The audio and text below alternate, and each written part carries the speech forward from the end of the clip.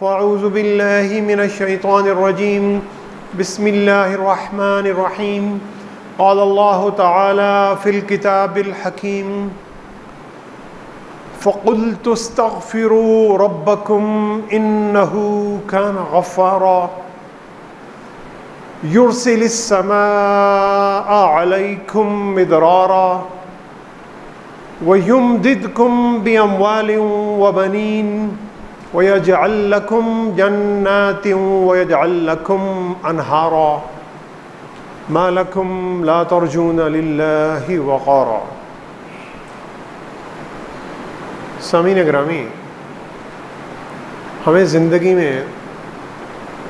جتنی بھی آزمائشیں آتی ہیں،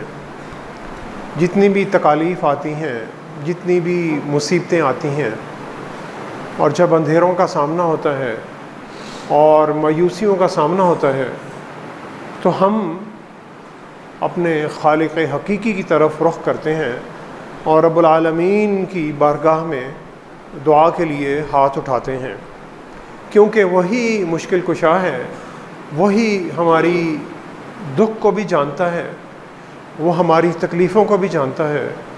وہ ہماری صلاحیتوں کو بھی جانتا ہے، وہ یہ بھی جانتا ہے کہ ہم کتنا بوجھ اٹھا سکتے ہیں، کتنی تکلیفوں کو برداشت کر سکتے ہیں، کتنوں کو نہیں کر سکتے، اور وہی پھر ہماری دعاؤں کو سنتا بھی ہے، اور پھر اسی لیے ہم رب العالمین سے بات چیت کرتے ہیں۔ رب العالمین جب ہم سے کلام کرتے ہیں تو وہ کلام اللہ کے ذریعے کلام کرتے ہیں، قرآن مجید کے ذریعے، کہ اللہ تعالیٰ نے کلام اللہ جو ہم پر دیا، رب العالمین اس کے ذریعے ہم سے بات کرتے ہیں، اور ہم جب نماز میں یا دعا کے لیے اللہ کے حضور کھڑے ہوتے ہیں یا سجدے میں ہوتے ہیں تو ہم اپنی بات چیت اللہ کے پاس لے کر جاتے ہیں، اور اس طرح یہ اللہ کے بندوں کی اللہ سے بات چیت کا جو سلسلہ ہے مکمل ہوتا ہے۔ ہماری زندگی میں بہت ساری ہماری ضروریات ہوتی ہیں، جسمانی ضروریات ہیں، مالی ضروریات ہیں، خاندانی ضروریات ہیں، معاشی ضروریات ہیں، نفسیاتی ضروریات ہیں، اور ان ساری ضروریات کے لیے اکثر ہم لوگوں کا سہارا ڈھونڈنے کی کوشش کرتے ہیں، اور ایک اس بڑے سہارے کو بھولے رہتے ہیں، اور وہ سہارا اس ذات باری تعالیٰ کا سہارا ہے کہ جس کے بارے میں نبی رحمت صلی اللہ علیہ وسلم نے فرمایا کہ تم میں سے کسی شخص کی کوئی بھی حاجت ہو تو وہ اپنی حاجت رب العالمین کے پاس لے کر جائے، حتیٰ کہ تمہاری جوتی کا اگر تسمہ بھی ٹوٹا ہو تو تم یہ حاجت بھی رب العالمین کے پاس لے کر جاؤ، اور رب العالمین تمہاری ہر حاجت کو ضرور پورا کریں گے۔ تو اللہ تعالیٰ نے قرآن مجید میں اور انبیاء علیہ السلام نے قرآن مجید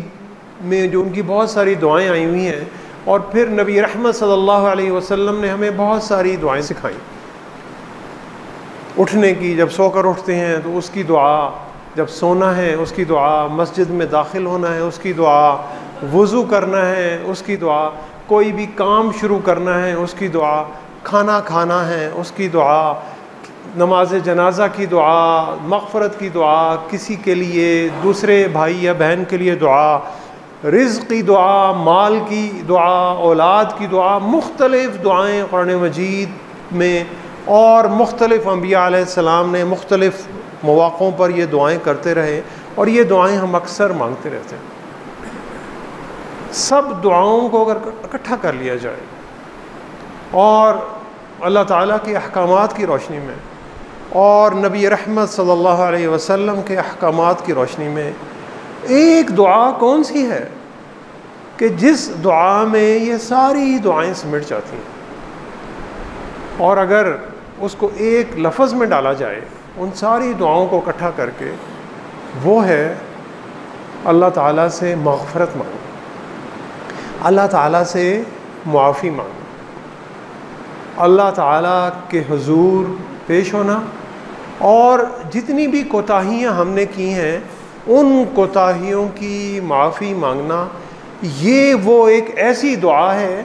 کہ ساری دعائیں اس دعاؤں میں سمٹ آتی ہیں۔ سب دعاؤں سے افضل دعا استغفار ہے، اور آج کے خطبے کا موضوع یہی ہے، اور سورہ نوح کی آیت 10 سے 13 کے ساتھ منسلک ہے۔ 29ویں پارے میں سورہ نوح قرآن مجید کی بہت ہی خوبصورت صورتوں میں سے ایک صورت ہے۔ حضرت نوح علیہ السلام تیسرے نبی تھے کہ جو حضرت آدم علیہ السلام، ان کے بعد حضرت ادریس علیہ السلام، اور ان کے بعد حضرت نوح علیہ السلام تشریف لاتے ہیں، اور وہ 900 سال سے بھی زیادہ اپنی قوم کو اللہ کے راستے کی طرف بلاتے رہتے ہیں، اور ان کی دعوت کو اللہ تعالیٰ نے قرآن مجید میں کئی مقامات پر پیش کیا۔ کئی صورتوں میں نوح علیہ السلام کا ذکر آتا ہے، اور پھر اس ساری نچوڑ کو اللہ تعالیٰ نے سورہ نوح کے جو تقریباً 1 صفحے کی یا 1.5 صفحے کی ایک صورت ہے، اس میں قلم بند کر دیا، اور اس میں نوح علیہ السلام کہتے ہیں قال رب انی دعوت قومی لیلا ونہارا، اے میرے رب میں اپنی قوم کو دن کو بھی پکارتا رہا، رات کو بھی پکارتا رہا، میں ان کو دن اور رات میں نے نہیں دیکھا، میں 24 گھنٹے میرے پاس جتنا بھی وقت ہے اللہ جو آپ نے دیا تھا میں انہیں پکارتا رہا۔ اور میری اس دعوت کا مقصد کیا تھا؟ وَإِنِّي كُلَّمَا دَعَوْتُهُمْ لِتَغْفِرَ لَهُمْ، میری اس دعوت کا مقصد ایک ہی تھا، اے میرے رب کہ آپ اس امت کو بخش دیں، آپ اس امت کے جو قصور ہیں اور ان کے جو گناہ ہیں انہیں معاف فرما دیں اور ان کی مغفرت کر دیں۔ اور حضرت نوح علیہ السلام کی جو قوم تھی، ہمیں لگتا ہے کہ جیسے ہماری قوم اور آج کل کا جو زمانہ بڑا خراب جا رہا ہے اور برائی کی طرف چلتا جا رہا ہے، ایک عمومی تاثر یہ پایا جاتا ہے، حضرت نوح علیہ السلام کی قوم برائی میں ہمارا جو درجہ کچھ بھی نہیں ہے، اس سے بہت کہیں زیادہ طغیانی میں اور سرکشی میں بڑھی ہوئی تھی۔ اور اللہ تعالیٰ خود قرآن مجید میں کہتے ہیں وَقَوْمَ نُوحٍ مِّن قبل، اور اس سے پہلے یعنی قوم عاد سے پہلے جو قوم نوح آئی، من قبل انہم کانوا ہم اظلم واطغى، انہوں نے ظلم کا اور قتل و غارت گری کا اور ایک سرکشی کا ایک جو بہت بڑا ایک بازار تھا وہ گرم کیا ہوا تھا، اور اس میں وہ حد سے گزر گئے تھے۔ اور اس قوم کو حضرت نوح علیہ السلام تبلیغ کر رہے ہیں، دعوت دے رہے ہیں، اللہ کے راستے کی طرف بلا رہے ہیں اور بلاتے چلے جا رہے ہیں۔ اور 900 سال میں ذرا تصور میں لائیں کہ تقریباً کوئی 40 کے قریب جنریشنز جو ہیں وہ گزر چکی ہوں، یعنی 25 سال میں ایک نئی جنریشن آ جاتی ہے، تو تقریباً 36 سے 40 جنریشنز اس 900 سال میں گزر گئی ہوں گی۔ اور حضرت نوح علیہ السلام کو اللہ تعالیٰ نے اتنی لمبی عمر دی اور صحت بھی دی، اور وہ دعوت دیتے جا رہے ہیں۔ اور دعوت کیا ہے؟ فَقُلْتُ اسْتَغْفِرُوا رَبَّكُمْ إِنَّهُ كَانَ غَفَّارًا۔ یہ اس دعوت کا ایک پورا ایک نچوڑ ہے۔ دعوت اس لیے اللہ کی طرف بلا رہے ہیں کہ اللہ تعالیٰ انہیں معاف فرما دے۔ اور دعوت کیا ہے؟ فَقُلْتُ اسْتَغْفِرُوا، پھر میں انہیں کہتا رہا فَقُلْتُ اسْتَغْفِرُوا، تم اپنے رب سے اپنی خطاؤں کی معافی مانگو، إِنَّهُ كَانَ غَفَّارًا، وہ معاف کرنے والے ہیں۔ وہ غفار وہ کہتے ہیں کہ جو بار بار معاف کرتا ہے، یعنی یہ مبالغہ میں صیغہ استعمال ہوتا ہے، جیسے خطاط یعنی جو خط لکھتا رہتا ہے، بزاز جو ایک خاص تجارت کے ساتھ منسلک ہے، تو غفار وہ ہستی کہ جس کی ہستی میں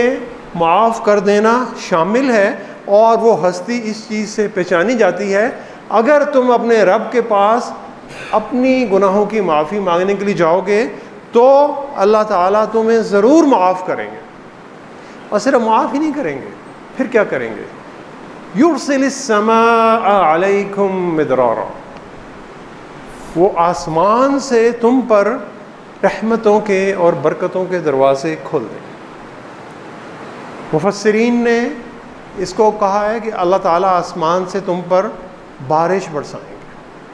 اور بہت سارے مفسرین نے یہ بھی کہا ہے کہ یہاں پہ اللہ تعالیٰ نے بارش کا لفظ یا ماء کا لفظ استعمال نہیں کیا پانی کا، کہ اللہ تعالیٰ آسمان سے تم پر بہت ساری چیزیں برسائیں گے۔ اللہ تعالیٰ تمہیں آسمان سے امن دیں گے، اللہ تعالیٰ تمہیں آسمان سے سلامتی دیں گے، اللہ تعالیٰ تمہیں آسمان سے رزق عطا کریں گے، اللہ تعالیٰ آسمان سے تمہارے لیے رحمتوں کے اور برکتوں کے دروازے کھول دیں گے، اور تمہاری ساری مصیبتوں کا اور جو مسئلوں کا حل ہے وہ آسمان ہی سے آنا ہے، تمہیں بندوں سے مانگنے کی ضرورت نہیں ہے،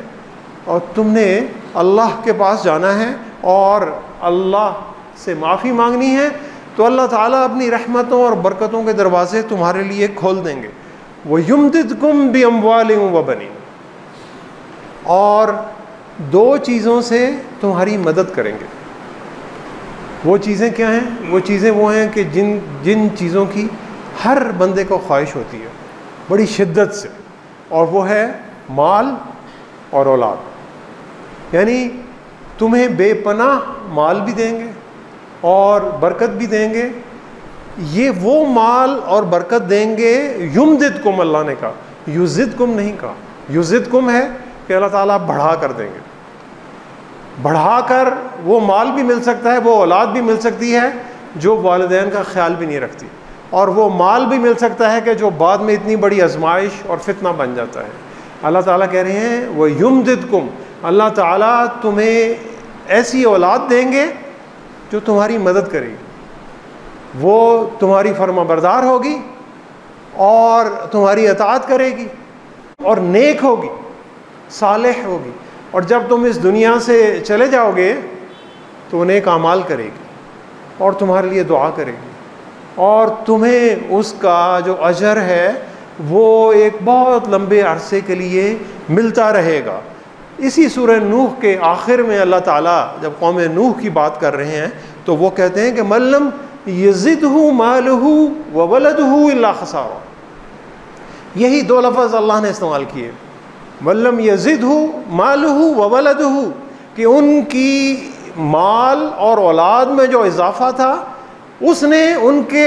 خسارے کو بڑھایا، اس نے ان کے نقصان کو بڑھایا۔ لیکن یہی مال اور اولاد جب اس میں اللہ تعالیٰ کی برکت شامل ہے، اور جب مال بھی حلال کمائی سے ہے اور اولاد بھی نیک ہے، تو پھر یہ یمددکم بن گئی۔ یہ وہ ہے کہ جو تمہاری مدد کرتا ہے اور تمہاری نیکیوں کو بڑھاتا ہے۔ تمہارا مال بھی پاکیزہ ہے، اس مال سے تم اپنے گھر والوں کی بھی بہترین طریقے سے پرورش کر سکو گے، اور اس پاکیزہ مال کو تم اللہ کی راہ میں خرچ بھی کر سکو گے۔ اور یہ کس دعا سے مل رہا ہے؟ صرف استغفار سے مل رہا ہے، یعنی اللہ کے حضور معافی مانگنے سے مل رہا ہے۔ نبی رحمت صلی اللہ علیہ وسلم نے فرمایا اللہ تعالیٰ سے معافی مانگتے رہا کرو، اللہ تعالیٰ سے معافی مانگتے رہا کرو، میں بھی ایک دن میں 100 مرتبہ سے زیادہ اللہ سے معافی مانگتا ہوں۔ اور یہ کون فرما رہا ہے؟ نبی رحمت صلی اللہ علیہ وسلم فرما رہے ہیں کہ جن کی زندگی سے کوئی بھی غلطی اور کوئی بھی گناہ شاید نزدیک سے بھی نہیں گزرا، اور وہ فرما رہے ہیں کہ میں دن میں 100 مرتبہ اللہ سے استغفار کرتا ہوں، اللہ سے معافی مانگتا ہوں۔ تو سامعین گرامی، کامیابی کا راستہ کیا ہے؟ ناکام لوگ وہ نہیں ہیں کہ جو کوئی غلطی نہیں کرتے، کامیاب لوگ غلطیاں کرتے ہیں۔ ہر انسان غلطی کرتا ہے، ہر انسان گناہ کرتا ہے۔ نبی رحمت صلی اللہ علیہ وسلم نے فرمایا کل بنی آدم خطاؤن، کل بنی آدم خطاؤن، ہر آدم کی اولاد غلطی کرتی، ہر آدم کی اولاد غلطی کرتی ہے۔ وخیر الخطائین التوابون، سب سے بہتر خطا کرنے والے وہ ہیں جو اللہ کے حضور پلٹ کر توبہ کرتے ہیں۔ ہر انسان غلطی کرتا ہے، کامیاب انسان وہ ہے جو غلطی کرتا ہے، پھر اسے اس غلطی کا احساس ہوتا ہے، پھر اسے اس غلطی پر ندامت ہوتی ہے، پھر اسے اس غلطی پر پشیمانی ہوتی ہے، اور اگر اس نے بندوں کے ساتھ غلطی کی ہے تو وہ بندوں سے کہتا ہے جناب میرے سے غلطی ہوئی ہے، آپ مجھے معاف فرما دیجیے، اور اگر اللہ کے حضور غلطی ہوئی ہے تو وہ اللہ سے کہتا ہے کہ اللہ میرے سے غلطی ہو گئی ہے، آپ میری اس غلطیوں کو معاف فرما دیجئے، اور جب یہ اللہ کا بندہ یہ کام کر رہا ہے وہ پھر دوبارہ غلطی نہ کرنے کا ایک عہد کر رہا ہے. یہ بھی ہو سکتا ہے کہ وہ دوبارہ غلطی وہی کر دے، لیکن جس غلطی پر اللہ کا بندہ پریشان ہے، پشیمان ہے، اسے شرمندگی ہے، اسے ندامت ہے، تو نفسیات بھی یہی بتاتی ہے کہ وہ اللہ کا بندہ وہ دوبارہ وہ غلطی نہیں کرے گا. تو دوبارہ اگر غلطی نہیں کرے گا تو وہ پھر دنیاوی زندگی میں بھی ایک بہت کامیاب شخص تصور ہوگا، اور جو آخرت کی ابدی زندگی ہے اس میں بھی وہ ایک کامیاب رہے گا اور اللہ کے حضور سرخرو رہے گا. ماڈرن مینجمنٹ کی کتابوں میں وہ پڑھاتے ہیں کہ دنیا میں 3 طرح کے بندے پائے جاتے ہیں. پہلی طرح کے بندے وہ ہیں جو دوسروں کی غلطیوں سے سبق سیکھتے ہیں اور وہ غلطیاں نہیں کرتے، اور ایسے جو لوگ ہیں وہ بہت کم ہوتے ہیں، وہ 100 میں شاید کوئی 2 3 4 لوگ ہوتے ہیں. یعنی جو دوسروں کی غلطیوں میں سبق سیکھ لیتے ہیں اور پھر ان غلطیوں کو دہراتے نہیں. پھر بہت سارے بندے ایسے ہیں جو خود غلطی کرتے ہیں، اس سے سبق سیکھتے ہیں اور اس غلطی کو دہراتے نہیں ہیں. جو پہلے لیول کے بندے تھے وہ دنیا میں بھی بہت کامیاب ہوتے ہیں، اور یہ جو دوسرے لیول کے بندے ہیں کہ جو اپنی غلطی کی اور دوبارہ عہد کیا، اس غلطی کو تسلیم کیا اور عہد کیا کہ اب دوبارہ غلطی نہیں کرنی، یہ بھی دنیا میں بہت کامیاب ہوتے ہیں. اور تیسرے لیول کے بندے وہ ہیں جو غلطی کرتے ہیں، مانتے نہیں ہیں کہ میں نے غلطی کی ہے، وہ بہت ساری وجوہات لے آتے ہیں کہ میں نے یہ غلطی اس لیے کی کہ دوسرا بھی یہ کر رہا تھا، یا معاشرے میں یہ ہو رہا تھا کہ سب لوگ یہ کام کر رہے تھے تو میں نے بھی غلط کام کر لیا. اور جناب اس غلط کام کے بغیر تو معاشرے میں آپ جی نہیں سکتے، آپ تو رزق روٹی کما ہی نہیں سکتے، آپ کچھ بھی نہیں کر سکتے، آپ کسی بھی لیول تک نہیں پہنچ سکتے. وہ بہت ساری معذرتیں پیش کرتا ہے. سورہ قیامہ میں اللہ تعالیٰ کہتے ہیں بل الانسان علی نفسہ بصیرہ، انسان اپنے آپ کو بڑی اچھی طرح جانتا ہے. اللہ تعالیٰ نے اسے صلاحیتیں عطا کی ہوئی ہیں کہ وہ اپنے آپ کو اچھی طرح سمجھ سکتا ہے، لیکن پھر اللہ تعالیٰ کہتے ہیں وَلَوْ أَلْقَى مَعَاذِيرَ، وہ معذرتیں بڑی پیش کرتا ہے. وہ کہتا ہے میں نے یہ غلط کام اس لیے کیا، اس کی وجہ یہ تھی، یہ دوسرا غلط کام اس لیے کیا، اس کی وجہ یہ تھی. اور یہ معذرتیں کون ڈال رہا ہے اس کے دماغ میں؟ یہ شیطان اس کے دماغ میں ڈال رہا ہے کہ بھائی تم نے یہ کام کر لیا، اب اس کام کی ایک جسٹیفیکیشن دے دو تاکہ تمہیں شرمندگی کا باعث نہ بننا پڑے اور دوسروں کے سامنے تمہاری فیس سیونگ رہے اور تم ان کو اپنی شکل دکھا سکو اور کھڑے ہو سکو اور کہہ سکو کہ یار یہ جو میں نے کام کیا یہ اس وجہ سے کیا. اور جب اللہ کا بندہ جب یہ جسٹیفیکیشن کسی کو دیتا ہے کسی غلط کام کے لیے تو وہی وہ غلط کام دوبارہ ضرور کرے گا، تیسری دفعہ بھی کرے گا، چوتھی دفعہ بھی کرے گا اور کرتا رہے گا. نبی رحمت صلی اللہ علیہ وسلم نے فرمایا اللہ کا بندہ جب کوئی گناہ کا کام کرتا ہے تو اس کے دل پر ایک سیاہ دھبا پڑ جاتا ہے، اور اگر وہ اللہ کے حضور توبہ نہیں کرتا اور اللہ سے معافی طلب نہیں کرتا تو وہ دھبا وہاں موجود رہتا ہے، اور پھر وہ ایک دوسرا کام کرتا ہے، وہ دھبا بڑھتا چلا جاتا ہے، ایک دھبا دوسرا دھبا، وہ گناہ کے کام کرتا چلا جاتا ہے حتیٰ کہ اس کا دل پورا کا پورا سیاہ ہو جاتا ہے. تو ان کے بارے میں لوگ کہتے ہیں کہ جن پہ اللہ تعالیٰ نے ان کے دلوں پر قفل ڈال دیے ہیں، سمم بکمن عمیون، وہ گنگے ہیں، بہرے ہیں، اندھے ہیں، آپ انہیں کچھ بھی کہتے رہیں وہ کہیں گے میں تو یہ صحیح کام کر رہا ہوں، میں جو بھی کام کر رہا ہوں ملک اور ملت اور ادارے کے مفاد میں کر رہا ہوں. حالانکہ سب کو نظر آ رہا ہوتا ہے کہ یہ کام صحیح نہیں ہے، لیکن شیطان نے اس کے دماغ میں ڈال دیا ہے کہ تم یہ کام صحیح کرتے جا رہے ہو اور کرتے ہی چلے جاؤ. تو اس کے دماغ پر، اس کے دل پر پورا ایک سیاہ غلاف چڑھ جاتا ہے اور وہ پھر برائی کے راستے پر چلتا ہی چلا جاتا ہے. سامعین گرامی، حضرت آدم علیہ السلام کو جب اللہ تعالیٰ نے جنت میں رکھا تو حضرت آدم علیہ السلام نے بھی یہ غلطی کی اور ابلیس نے بھی یہ غلطی کی۔ آدم علیہ السلام کی غلطی کے بعد اور ابلیس کی غلطی کے بعد ابلیس نے آدم علیہ السلام کو سجدہ کرنے سے انکار کیا، اور آدم علیہ السلام اس درخت کے قریب گئے جس درخت کے دور رہنے کا اللہ نے انہیں حکم دیا تھا۔ غلطی کے بعد آدم علیہ السلام کو اپنی غلطی کا احساس ہوا۔ نہ صرف آدم علیہ السلام بلکہ ان کی زوجہ اماں حوا، دونوں نے مل کر اللہ کے حضور دعا کی، قالا ربنا ظلمنا انفسنا، اے ہمارے رب ہم نے اپنے آپ پر ظلم کیا، وَإِن لَّمْ تَغْفِرْ لَنَا وَتَرْحَمْنَا لَنَكُونَنَّ مِنَ الْخَاسِرِينَ، اے ہمارے رب اگر آپ نے ہم پر رحم نہ کیا اور ہمیں معاف نہ کیا تو ہم بہت نقصان پانے والوں میں سے ہو جائیں گے۔ تو اللہ تعالیٰ نے ان کی اس معافی کو قبول فرما لیا، اور ابلیس نے، شیطان نے غلطی کی اور پھر اس غلطی پر وہ ڈٹا رہا۔ اس نے کہا کہ میں نے یہ غلطی کی ہے، اور اللہ تعالیٰ نے اسے قیامت تک کے لیے گمراہوں کا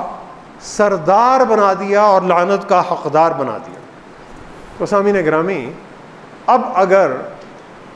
گناہوں کی آپ معافی اللہ کے پاس لے کر جا رہے ہیں اور اللہ تعالیٰ تمہیں معاف کر رہے ہیں، آسمان سے برکتوں کے دروازے کھول رہے ہیں، وَيُمْدِدْكُمْ بِأَمْوَالٍ وَبَنِينَ، اور مال اور اولاد سے تمہاری مدد بھی کر رہے ہیں، اور یہاں پر اللہ تعالیٰ ختم نہیں کر رہے، پھر اللہ تعالیٰ کہہ رہے ہیں وَيَجْعَلْ لَكُمْ جَنَّاتٍ وَيَجْعَلْ لَكُمْ أَنْهَارًا، اور اللہ تعالیٰ تمہارے لیے باغات کے دروازے کھول دیں گے اور تمہارے لیے نہریں بچھا دیں گے، یعنی خوبصورت مقامات جن کا انسان تصور کر سکتا ہے، بڑے بڑے خوبصورت مقامات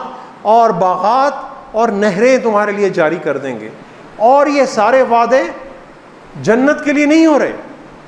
یہ سارے وعدے اسی دنیا کے لیے ہو رہے ہیں کہ اللہ تعالیٰ تمہیں مال بھی دیں گے، تمہیں نیک اولاد بھی دیں گے، تمہیں باغات بھی دیں گے، تمہیں جنت بھی عطا کریں گے، اور تم نے کام صرف ایک کرنا ہے، کام صرف ایک کرنا ہے کہ اللہ سے معافی مانگنی ہے۔ تو سامعین گرامی، آپ کہیں گے، میرے ذہن میں بھی سوال اٹھتا ہے کہ میں تو دن میں شاید 100 مرتبہ استغفر اللہ کی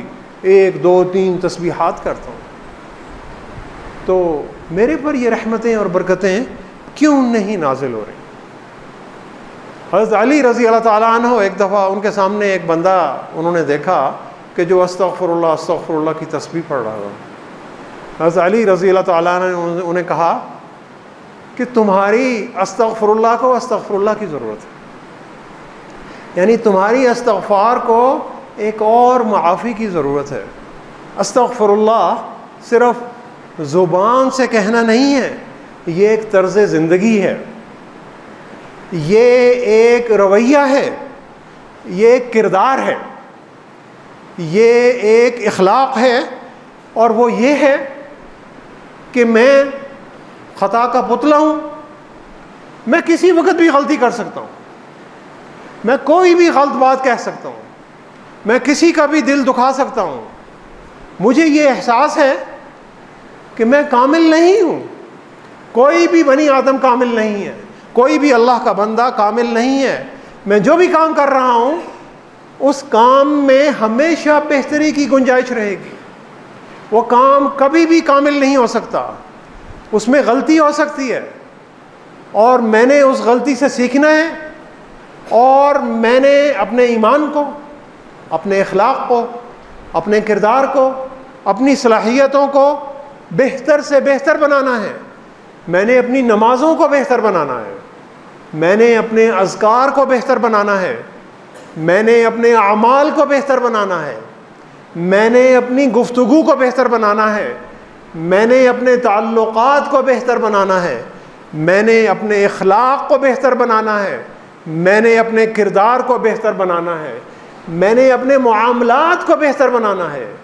میں نے حقوق العباد کا پورا خیال رکھنا ہے، میں نے اپنے ہنر کو بہتر بنانا ہے،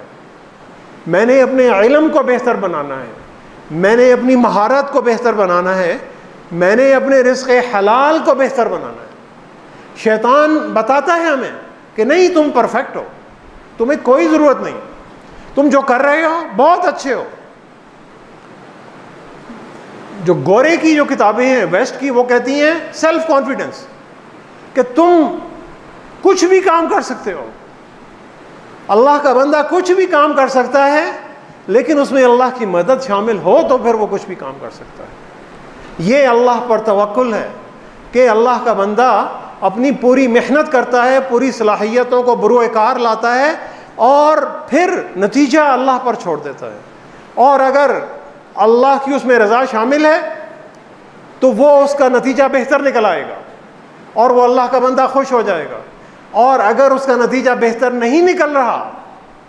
تو اللہ کا بندہ اس میں بھی خوش ہے، کیونکہ اس میں بھی اللہ تعالیٰ نے اس کے لیے کوئی خیر اور بہتری رکھی ہوئی۔ یہ ہے معافی مانگنے کا تصور، یہ وہ طرز زندگی ہے سامعین گرامی کہ جس طرز زندگی کو ہمیں اپنی زندگیوں میں لانے کی ضرورت ہے۔ کوئی غلط کام کرے تو اس کی توجیح پیش کرنے کی کوئی ضرورت نہیں ہے۔ بندوں کے سامنے غلط کام کیا، فوراً اسے تسلیم کریں کہ جناب میرے سے غلطی ہوئی ہے، میں آپ سے معافی چاہتا ہوں۔ اللہ تعالیٰ جو معافی کی بات کر رہے ہیں یہ ہے غیر مشروط معافی۔ ہم کبھی کبھی ہوتی ہے، فلاں بندہ کہتا ہے کہ بھائی آپ نے ایک بات کی، میرا بڑا دل دکھا، ہم کہتے ہیں یار مجھے تو یاد نہیں میں نے وہ بات کی، اگر میں نے کوئی ایسی بات کی تو میں آپ سے معافی چاہتا ہوں۔ یہ مشروط معافی ہے۔ استغفار غیر مشروط معافی ہے، وہ معافی جس میں کوئی لیکن اور کوئی اگر مگر شامل نہیں ہے۔ وہ یہ ہے کہ کھلے دل سے اپنی غلطیوں کا اعتراف کرنا، اور پھر اس میں ندامت ہے، اس میں پشیمانی ہے، اس میں شرمندگی ہے، اور اگر یہ کرو گے تو اللہ تعالیٰ 13ویں آیت میں یہ کہہ رہے ہیں مَا لَكُمْ لَا تَرْجُونَ لِلَّهِ وَقَارًا، تمہیں کیا ہو گیا ہے اللہ کے بندو؟ حضرت نوح علیہ السلام اپنی قوم سے کہہ رہے ہیں اے اللہ کے بندو تمہیں کیا ہو گیا ہے کہ تم اللہ سے اپنے وقار میں اضافے کی کوئی امید ہی نہیں رکھتے۔ یعنی تم جب اللہ سے مانگو گے معافی تو اللہ تعالیٰ تمہیں خراب نہیں کریں گے، تمہیں اور شرمندہ نہیں کریں گے،